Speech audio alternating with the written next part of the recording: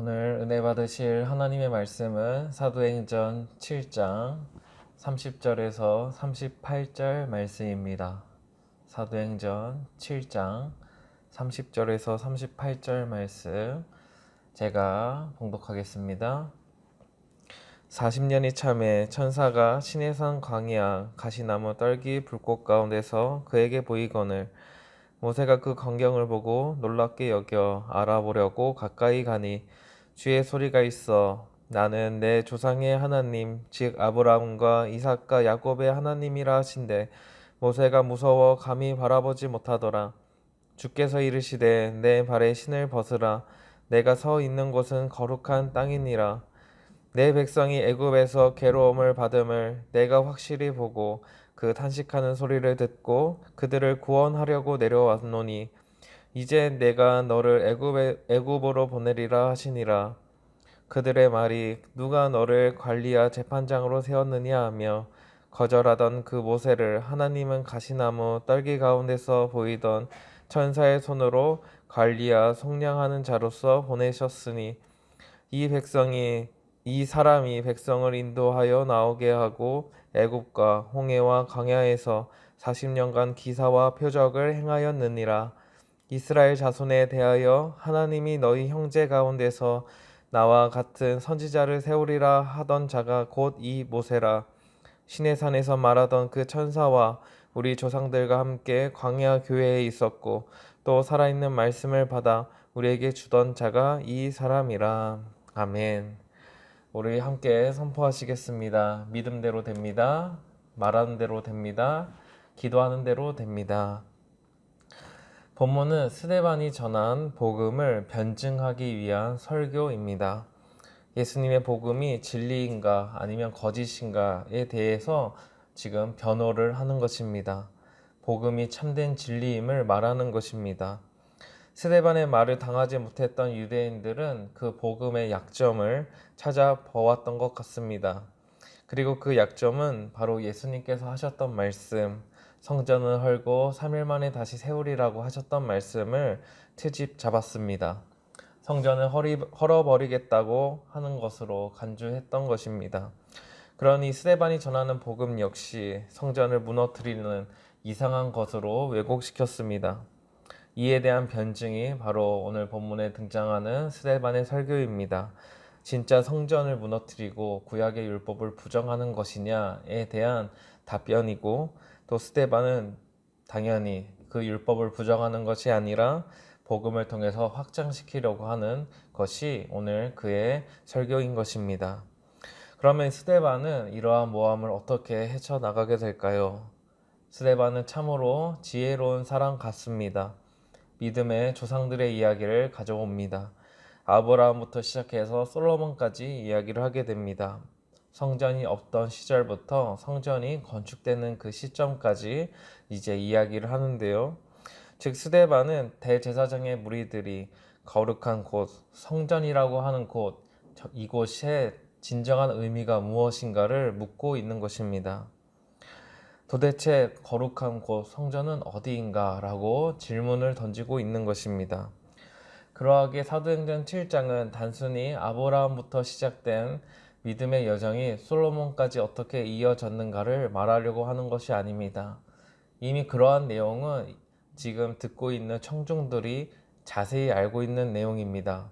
구약 성경을 잘 알고 있는 유대인들은 아브라함부터 시작된 이야기, 솔로몬까지 이어지는 이야기를 아주 자세히 알고 있을 것입니다. 하지만 스데반은 오늘 자신의 설교를 통해서 거룩한 곳, 성전이 어디인가를 말하려고 하는데 그 의도가 담겨 있습니다. 그러하기에 우리도 오늘 본문을 보면서 그 의도가 무엇인지 염두를 해야 합니다. 오늘은 저번 주에 이어지는 모세의 이야기인데요. 본문의 시작인 30절을 함께 읽겠습니다. 40년이 참에 천사가 시내산 광야 가시나무 떨기 불꽃 가운데서 그에게 보이거늘. 30절에서 모세의 배경을 지금 말해주고 있습니다. 출애굽기 3장의 내용인데요. 애굽을 도망친 지 40년이 지났습니다. 80살 먹은 할아버지가 되었고 이제 그는 시내산에 있었고 떨기나무 가운데 불꽃이 있는 불이 붙어 있는 모습을 보게 되었습니다. 이제 여기서 재미있는 표현이 있다면 40년이 찼다는 것입니다. 마치 40년이 지나기를 기다렸던 것처럼 보이기도 합니다. 이 표현을 통해서 우리는 하나님의 섭리를 알 수 있습니다. 하나님의 때에 하나님께서 역사하시는 것을 알 수 있습니다. 40년 전에 모세는 동족을 구하려다가 애굽 사람을 쳐서 죽이고 맙니다. 그런데 하나님께서는 이때 침묵하셨습니다. 만약 이 사건을 계기로 이스라엘의 구원의 사역이 시작되었으면 얼마나 좋았을까요? 모세는 젊었고 또 위기를 맞이하고 있습니다. 이때 하나님께서 도와주셨다면 아마 출애굽이 40년 정도 빨리 진행이 될 수도 있었을까 생각을 해봅니다. 하지만 하나님께서는 이때는 침묵하셨고 40년이 차자 하나님의 때에 다다르자 하나님께서는 지금 모세에게 나타나시고 말씀하셨습니다. 하나님의 이 시작된 역사는 무엇일까요? 31절부터 33절을 함께 읽겠습니다. 모세가 그 광경을 보고 놀랍게 여겨 알아보려고 가까이 가니 주의 소리가 있어 나는 내 조상의 하나님 즉 아브라함과 이삭과 야곱의 하나님이라 하신대 모세가 무서워 감히 바라보지 못하더라. 주께서 이르시되 내 발에 신을 벗으라 내가 서 있는 곳은 거룩한 땅이니라.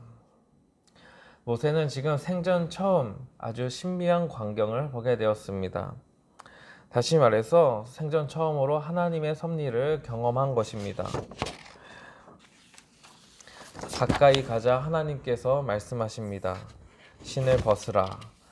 너가 서 있는 땅은 거룩한 땅이라는 것입니다. 우리의 초점은 여기서 거룩한 땅이 되어야 합니다. 이 장면을 통해서 앞서 드렸던 거룩한 곳, 성전이라는 것은 무엇인가, 또 어디인가에 대한 답을 찾아볼 수 있기 때문입니다. 거룩한 땅은 그럼 무엇입니까? 바로 하나님께서 임재하시는 곳이 바로 거룩한 땅, 즉 성전이 되는 것입니다. 스데반은 이 장면을 통해서 사람들에게 이야기합니다. 예루살렘 성전이라는 것, 그 건물 자체가 거룩한 것이 아니라 하나님께서 임재하시는 곳, 그곳이 바로 거룩한 성전이라는 것입니다. 어떤 유명한 교회나 또 성지라고 불리는 곳이 거룩한 것이 아니라 하나님의 임재가 있는 곳이어야말로 진정한 거룩이 있는 곳이라는 것을 말하고 있습니다. 그곳은 교회뿐만 아닙니다. 가정이 될 수 있고 직장과 사회가 될 수 있습니다.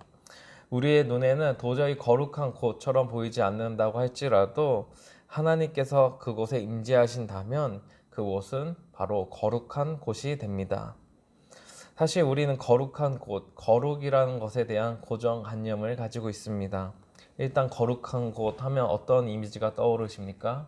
일단 밝고 조금 하얗고 또 뭐 안개가 좀 뿌옇게 있으면 더 좋을 것 같고요. 뭔가 하얀색 옷을 입고 있는 사람들이 뭐 밝게 웃는 그러한 장면들을 우리는 쉽게 떠올리곤 합니다. 하지만 뭔가 어둡고 안 좋은 일이 일어날 것만 같고 빛도 없고 음침한 느낌이 있는 곳, 무언가 느낌이 쎄하고 귀신이라도 바로 나타날 것 같은 그러한 곳이라면 우리는 거룩하다고 생각하지 않습니다. 오히려 부정하거나 뭔가 음침하다고만 생각합니다. 그러하기에 우리의 가정이 또 우리의 직장과 사회가 어두운 폐허처럼 느껴질 때가 있습니다. 그래서 이곳은 거룩하지 않을 거야. 뭐 이렇게 생각하실 수 있지만 그곳에 하나님께서 임재하신다면 그곳이 바로 거룩한 곳이 되는 것입니다. 몇 장소에만 국한되어 계시지 않고 그 누구도 하나님의 임재를 제한하거나 막을 수 없습니다. 아무리 추악하고 더러운 것이라 할지라도 하나님께서 임재하시고자 한다면 그곳은 바로 거룩한 곳이 됩니다. 예루살렘 성전이라고 하는 곳, 그곳만 거룩한 땅이 아님을 말합니다. 성전이 지어지기 전부터 시내산이라는 곳에서부터 모세가 율법을 받지 않는데도 불구하고 그냥 하나님께서는 임재하시고 그곳을 거룩한 곳이라고 선포하셨습니다. 그렇다면 오늘날 성전은 어디라고 생각하십니까? 고린도전서 3장 16절은 이렇게 말씀합니다. 함께 읽겠습니다. 너희는 너희가 하나님의 성전인 것과 하나님의 성령이 너희 안에 계시는 것을 알지 못하느냐? 고린도전서에서 바울은 바로 우리가 하나님의 성전이라고 말씀합니다. 우리 안에 성령 하나님께서 거하시기 때문입니다. 그러하기에 우리가 성령님으로 충만하여져 있다면 우리가 거하는 곳마저도 거룩한 곳이 되는 것입니다. 이미 구약의 조상들을 통해서 하나님께서는 거룩한 곳이 무엇인지 말씀하셨습니다.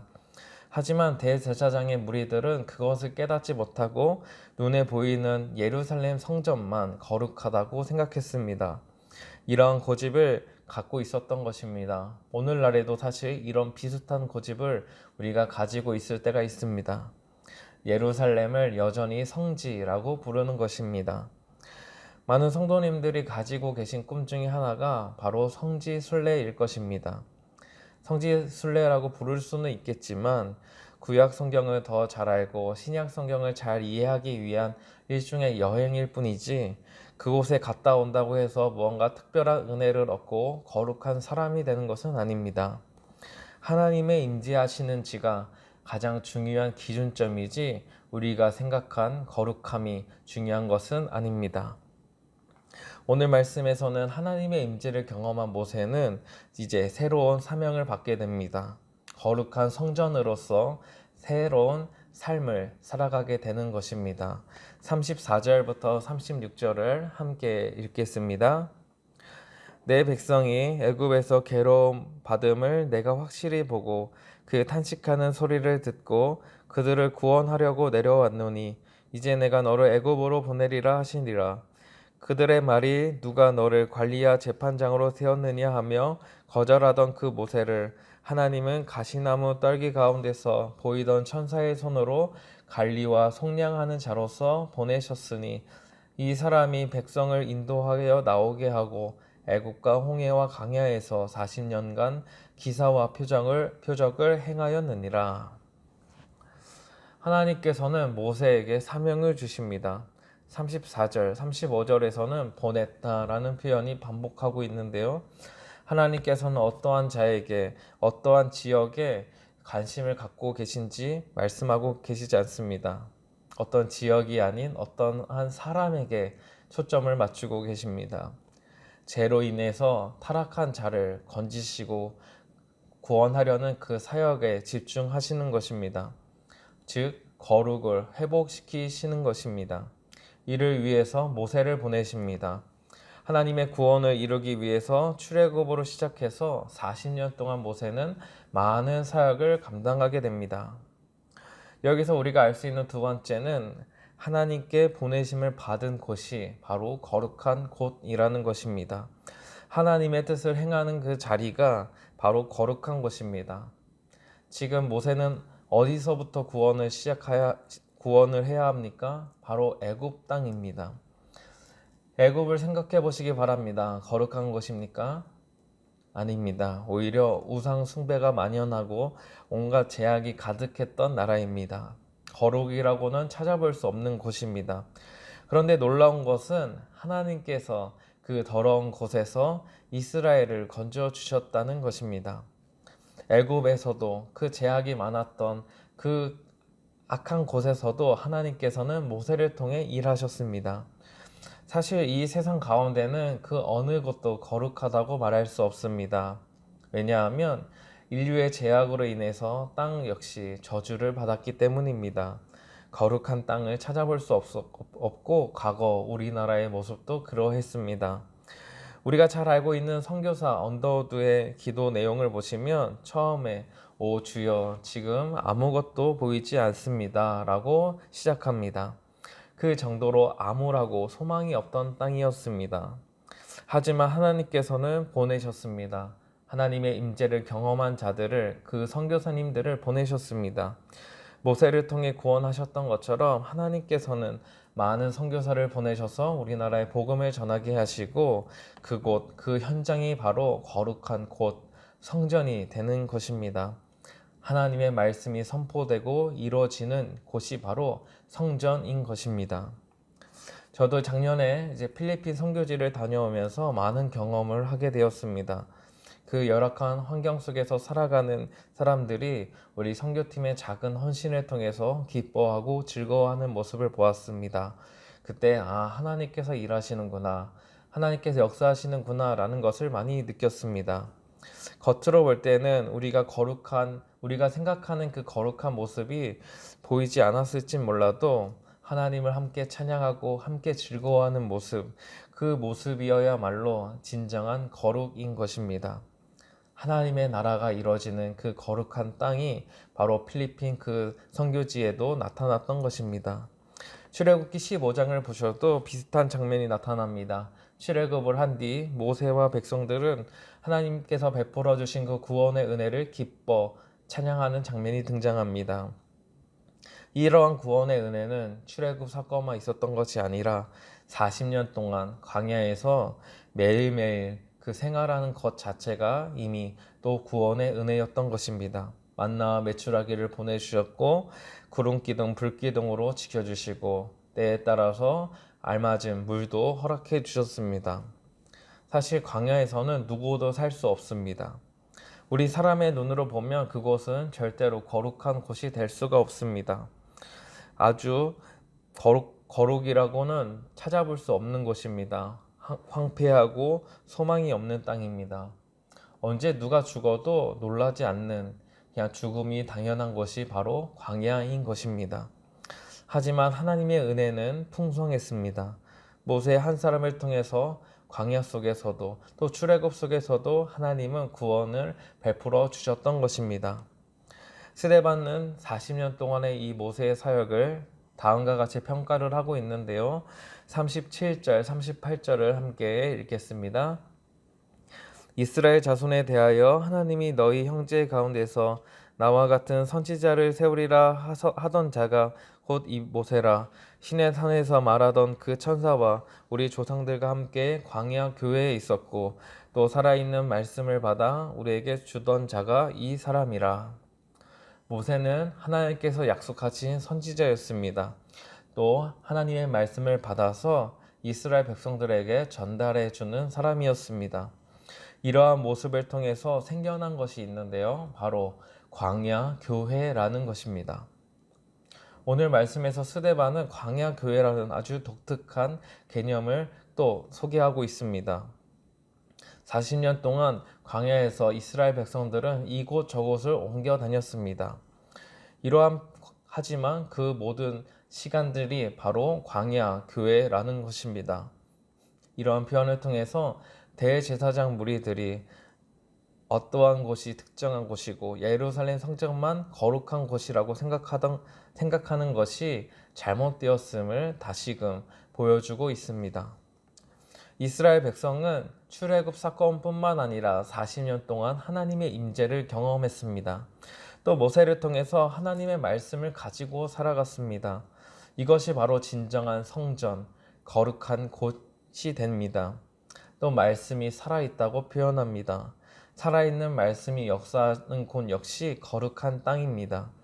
그러하기에 우리의 예배 현장, 오늘날 우리가 하나님께 드리는 예배 현장 역시 거룩한 곳이 되는 것입니다.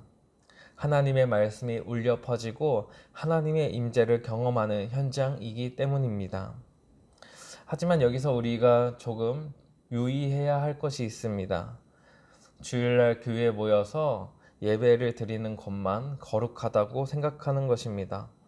이러한 생각은 대제사장 무리가 율법과 성전 건물만을 고집했던 것과 비슷한 것입니다.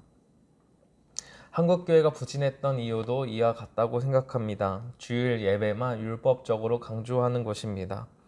주일 예배만 참석하면 무언가 대단한 사람처럼 성경의 모든 말씀을 이룬 사람처럼 우리는 생각하게끔 교육을 받았습니다.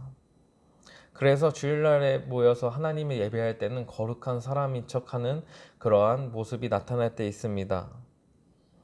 경건한 성도처럼 은혜가 충만한 성도처럼 주일날에는 밝게 웃으면서 인자한 모습으로 성경책을 딱 들고 다니는 것입니다. 그런데 교회를 나가는 순간 전혀 다른 사람처럼 살아가기 시작합니다. 평일의 삶은 세상 사람들처럼 때로는 세상 사람들보다도 못한 그런 모습을 보일 때가 참 많이 있습니다. 그러니 주일 예배만 참석하면 나는 구원을 받고 나는 거룩한 백성이야, 나는 성도야 이렇게 인정을 받으니 더 이상 그렇게 거룩한 백성이라는 착각에 빠지고 만 것입니다. 그러니 교회가 세상을 바꿀 힘이 없는 것입니다. 선한 일을 보여주고 선한 일을 통해서 하나님 아버지께 영광을 돌리게 만드는 그러한 사역을 할 수가 없었던 것입니다. 세상의 빛의 역할을 감당하지 못하고 오히려 세상을 더 어둡게 만드는 이런 어리석은 모습만 나타났던 것입니다. 사랑하는 성도 여러분, 우리의 거룩한 곳은 어디입니까? 스데반이 모세를 통해서 하고 싶었던 말은 거룩한 곳이란 하나님의 나라라는 것입니다. 하나님께서 임재하시고 하나님께서 뜻을 이루고자 보내시는 모든 곳이 바로 그 거룩한 땅, 하나님의 나라라는 것입니다. 안식일만 거룩했던 것이 아니라 주일만 거룩했던 것이 아니라 40년 동안 매일매일이 하나님의 은혜였고 하나님의 은혜를 경험한 거룩한 날이라는 것입니다. 오늘날 적용해 본다면 주일날 교회에 모여 예배를 드리는 것만 거룩한 것이 아니라 평일에 우리가 흩어져서 각자의 처소에서 하나님을 예배하고 하나님의 뜻을 이루는 삶 역시 거룩한 것이 된다는 것입니다. 하나님의 뜻을 이루고 전하는 모든 삶이 그 발걸음 하나하나가 모두가 거룩한 땅이 된다는 것입니다. 즉 하나님의 나라가 이루어지는 현장이라는 것입니다. 따라서 우리가 지켜야 되는 것은 교회 건물이나 특정한 성지, 땅을 지켜야 되는 것이 아닙니다. 대제사장 무리는 예루살렘 성전이라는 그 건축물에만 고집했습니다. 거기에만 매여 있었습니다. 그것을 지키는 것이 자신들의 신앙을 지키는 것이라고 생각했습니다. 그러니 성전을 무너뜨리고 3일 만에 다시 짓겠다라는 예수님의 말씀도 이해하지 못하고 그 말씀이 오히려 하나님의 말씀을 무너뜨리고 하나님을 부정하는 것으로 오해했던 것입니다. 이러한 예수님의 전하는 스데반 역시 이단의 앞잡이처럼 보였던 것입니다. 하지만 스데반은 철저하게 구약의 조상들, 그 믿음의 조상들의 모습을 통해서 지금 밝히고 있습니다. 그 건물 자체가, 그 땅 자체가 거룩하진 않다. 하나님께서 임재하시고 하나님께서 뜻을 이루시려고 보내는 그곳 모두가 거룩한 곳이고 성전이 될 수 있다는 것입니다. 모세에게 부어졌던 은혜, 그 은혜는 오늘날에도 동일하게 이루어질 수 있습니다. 복음을 전하고 또 주님의 사랑을 전하는 곳곳, 그곳 모두가 바로 오늘 모세에게 나타나셨던 하나님의 임재를 경험하는 곳이 되고 또 하나님의 말씀을 받아서 전하는 곳이 되는 것입니다. 그 은혜를 경험한 자들이 모여서 하나님을 찬양하고 또 하나님의 놀라우신 일들을 전할 때 그 곳이 바로 거룩한 땅이며 그 사람들이 바로 하나님의 성전인 것입니다. 그러하기에 우리의 가정, 우리의 직장, 우리의 사회가 모두 거룩한 곳이 될 수 있습니다. 하나님의 나라가 이루어지는 곳이 되어야만 합니다. 그곳이 애굽처럼 제약이 만연한 곳이라 할지라도 그것이 광야처럼 황폐한 곳이라 할지라도 하나님의 임재와 하나님의 말씀을 경험한 우리가 복음을 들고 가야만 하는 곳입니다. 지금 코로나19로 인해서 많은 어려움이 있습니다. 가정에는 경제적인 문제, 또 직장에는 또 교회의 시선도 좋지 못하다고 합니다. 몇몇 성도님들의 이야기를 들으면 교회를 다니냐고 물어보시면서 교회를 꼭 가야 되냐고 이렇게 말씀하시는 분들이 있다고 합니다. 언론에서도 교회에서 확진자가 나오면 유독 과한 표현을 사용하는 것처럼 보이기도 합니다. 이럴 때 우리는 애굽에 있는 듯한 또는 광야에 있는 듯한 느낌을 받게 됩니다. 이스라엘 백성들이 애굽에서 종살이하며 핍박을 받았듯이 오늘날 교회 다니는 우리가 핍박을 받는 것 같기도 하고 광야에서 가진 것이 없어서 하루하루를 어떻게 살아가야 되나 하는 그런 염려가 앞서는 이스라엘 백성들처럼 우리들의 또 현실적인 어려움들이 있기 때문입니다. 하지만 이럴 때일수록 우리가 가진 복음은 더욱 빛이 납니다. 어두우면 어두울수록 빛이 날 것입니다. 하나님께서 모세와 함께 하시고 모세에게 말씀을 주셔서 큰 구원을 이루셨듯이 오늘날 우리에게도 임재를 하시고 또 우리에게 복음을 주셨습니다. 큰 사랑을 주셨던 것입니다. 그 사랑을 가지고 우리가 더욱 가족을 품어주고 직장과 사회를 품어주는 그러한 공동체가 되어야 합니다. 그때 우리가 살아가는 모든 순간들이 그 모든 자리들이 거룩한 곳이 되고 하나님의 나라가 될 것입니다. 이것이 진정한 교회의 모습이고 교회의 본질입니다. 주일날 교회에서 예배를 드리는 그 순간만 거룩한 것이 아니라 우리가 평소에 살아가는 삶의 예배를 통해서 거룩한 하나님의 임재와 그 말씀을 드러내야 하는 것입니다. 이것이 진정한 성도이고 진정한 성전입니다. 복음을 전한다는 것이 지금은 점점 어려워지는 듯하지만 이럴 때여야말로 우리가 진정 복음을 들고 주변 사람들에게 전할 때 하나님의 역사는 더 크고 놀랍게 일어날 것입니다. 우리 교회 모든 성도님들이 걸어가는 그 자리마다 그 삶의 현장마다 하나님의 은혜와 평강이 가득하길 기도드립니다. 다 함께 기도하시겠습니다.